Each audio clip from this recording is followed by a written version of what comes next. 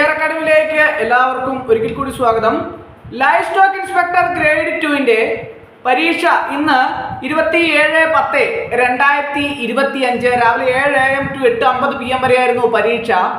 പരീക്ഷയിൽ 141/2024 616/2024 ഇങ്ങനെ രണ്ട് കാറ്റഗറിയിലായിട്ടാണ് മെയിനായിട്ടും പരീക്ഷ ഓപ്പൺ കോട്ടയിൽ ഉണ്ടായിരുന്നത്.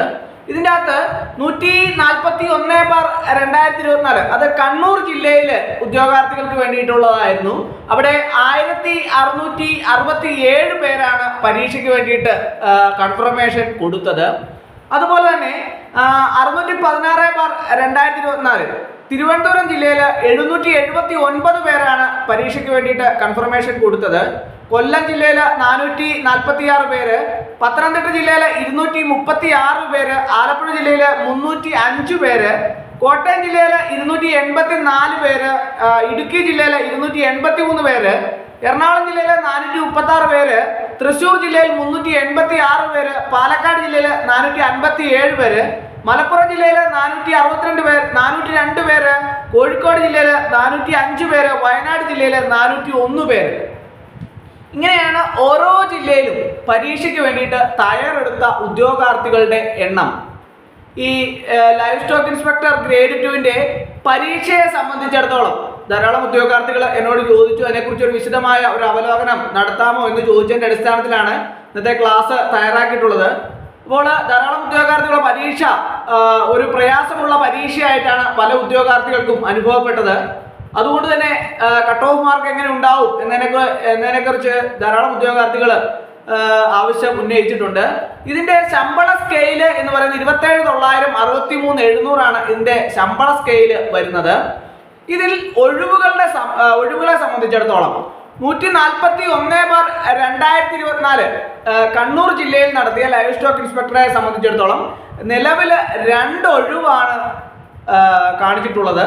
അതുകൊണ്ട് തന്നെ പരീക്ഷ ഒഴിവുകളുടെ ലിസ്റ്റിൽ 1767 പേരെ പരീക്ഷ എഴുതിയെങ്കിൽ പോലും കൺഫർമേഷൻ കൊടുത്തു. അത്രയും ഉദ്യോഗാർത്ഥികൾ എഴുതിയില്ല എങ്കിൽ പോലും പരീക്ഷയെ സംബന്ധിച്ചിടത്തോളം കട്ട് ഓഫ് മാർക്ക് 60-ന് മുകളിൽ പോകാനുള്ള സാധ്യത ഏറെയാണ്. അതുപോലെ തന്നെ 616/2024 അതിൽ ആൻറ്റിസിപ്പേറ്റഡ് വേക്കൻസിയാണ് ഓരോ ജില്ലയിലും ഉള്ളത്. കൃത്യമായിട്ടുള്ള വേക്കൻസി നിർണ്ണയിക്കപ്പെട്ടിട്ടില്ല. അതുകൊണ്ട് തന്നെ പരീക്ഷ ലിസ്റ്റ് ഇടുമ്പോൾ മാത്രമേ നമുക്ക് കൃത്യമായിട്ട് എത്ര വേക്കൻസികൾ ഉണ്ട് എന്നതിനെക്കുറിച്ചൊക്കെ നോട്ടിഫിക്കേഷൻ സമയത്ത് ഒഴിവുകൾ കൃത്യമായിട്ട് നിർണ്ണയിക്കപ്പെട്ടിട്ടില്ലായിരുന്നു. അപ്പോൾ ഓരോ ജില്ലയിലും കട്ട് ഓഫ് മാർക്കിനെ സംബന്ധിച്ചിടത്തോളം വ്യത്യസ്തമായ കട്ട് ഓഫ് മാർക്കുകളായിരിക്കും ഓരോ ജില്ലയിലും ഉണ്ടാവുക.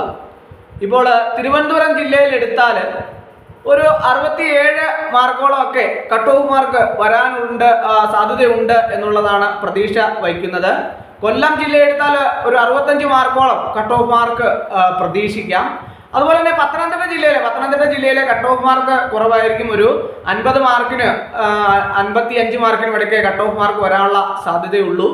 അതുപോലെ തന്നെ ആലപ്പുഴ ജില്ല എടുത്താൽ ആലപ്പുഴ ജില്ലയിലും ഏകദേശം ഒരു 50-നും 55-നും ഇടയ്ക്ക് മാത്രമേ കട്ട് ഓഫ് മാർക്ക് വരാൻ സാധ്യതയുള്ളൂ എന്നുള്ളതാണ് പ്രതീക്ഷിക്കുന്നത്.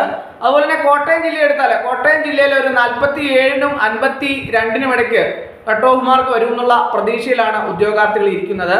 ഇടുക്കി ജില്ല എടുത്താൽ ഇടുക്കി ജില്ലയിൽ 40-നും 45-നും ഇടയ്ക്ക് കട്ട് ഓഫ് മാർക്ക് വരാനാണ് സാധ്യത ഏറെ. എറണാകുളം ജില്ല എടുത്താൽ എറണാകുളം ജില്ലയിലും പൊതുവെ കട്ട് ഓഫ് മാർക്ക് കുറയാനാണ് സാധ്യത. ഒരു 45-നും 50-നും ഇടയ്ക്കൊക്കെ കട്ട് ഓഫ് മാർക്ക് വരാനാണ് സാധ്യത ഏറെ. അതുപോലെ തന്നെ തൃശ്ശൂർ ജില്ല എടുത്താൽ തൃശ്ശൂർ ജില്ലയിൽ 40-നും 45-നും ഇടയ്ക്ക് കട്ട് ഓഫ് മാർക്ക് വരാനാണ് സാധ്യത. പാലക്കാട് ജില്ല എടുത്താൽ പാലക്കാട് ജില്ലയിൽ 45-നും 50-നും ഇടയ്ക്ക് കട്ട് ഓഫ് മാർക്ക് വരുമെന്നുള്ള പ്രതീക്ഷയിലാണ് ഉദ്യോഗാർത്ഥികൾ ഇരിക്കുന്നത്.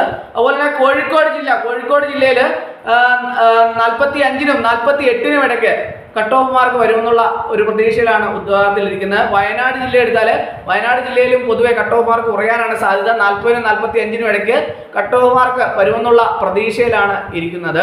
അപ്പോൾ ഉദ്യോഗാർത്ഥികളെ സംബന്ധിച്ചിടത്തോളം പരീക്ഷ പൊതുവെ പ്രയാസമുള്ള പരീക്ഷയായിട്ടാണ് പല ഉദ്യോഗാർത്ഥികളും പറഞ്ഞത്. അതുകൊണ്ട് തന്നെ പരീക്ഷയുടെ കട്ട് ഓഫ് മാർക്ക് കുറയാനുള്ള സാധ്യത ഏറെയാണ്.